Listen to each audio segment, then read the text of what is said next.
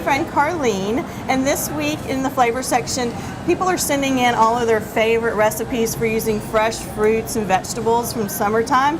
So I wanted Carlene to show us her great melon salsa. So what are all these wonderful ingredients you got here? Okay, all kinds of lovely things that are summer vegetables. And you know how you have watermelon left over? There's always a chunk of it. What do you do with it? This is a great idea to use that melon and all of your fresh favorite summer ingredients. So we're making a salsa, a non-traditional salsa, and I do have tomatoes. We do have one traditional salsa ingredient. One of the things I kind of like to do when I do a salsa is I salt my tomatoes first. That's what I do too. Yay! It kind of sweetens them up and starts to pull their flavor out, so they have more flavor. All the great juices too. Exactly, and then we can start everything else. So we've got some watermelon that we just diced everything up. Yeah, and you can use any melon you like. You could use honeydew. We have watermelon and some cantaloupe today. We've got a local sweet noonday onion that we're going to add in here because it is a salsa after all. And then one of my favorite summer ingredients is a peach, and this is really going to add not only a nice color to your salsa, but it also just adds a really, really good flavor.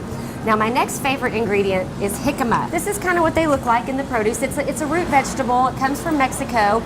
Here's what it looks like when you slice it. It is similar to an apple, wouldn't you say? In it's a little texture. sweet. It's slightly sweet, not overpowering. Good and crunchy. Sweet.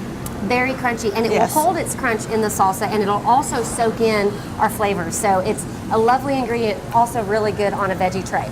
I've got some peppers here that are finely diced. Jalapenos, red Fresnos, whatever you really like and your level of heat. I'm going to put a little bit of mint, and then I'm going to put a lot of basil. Now we do need an acid in a salsa, so we've got lime. We're going to juice that lime in here. And then another secret ingredient, and it really goes well with our peaches and things, is some white balsamic vinegar. Oh, and our last ingredient, we forgot one thing. Local honey. Our local honey is going to sweeten it up just a little bit. A little bit of sweet to go with all that acid. Well, thank you for showing us this recipe. Thanks for having me. So you can find lots of other great Rita recipes in the flavor section tomorrow of the Tyler paper and on CBS19.tv.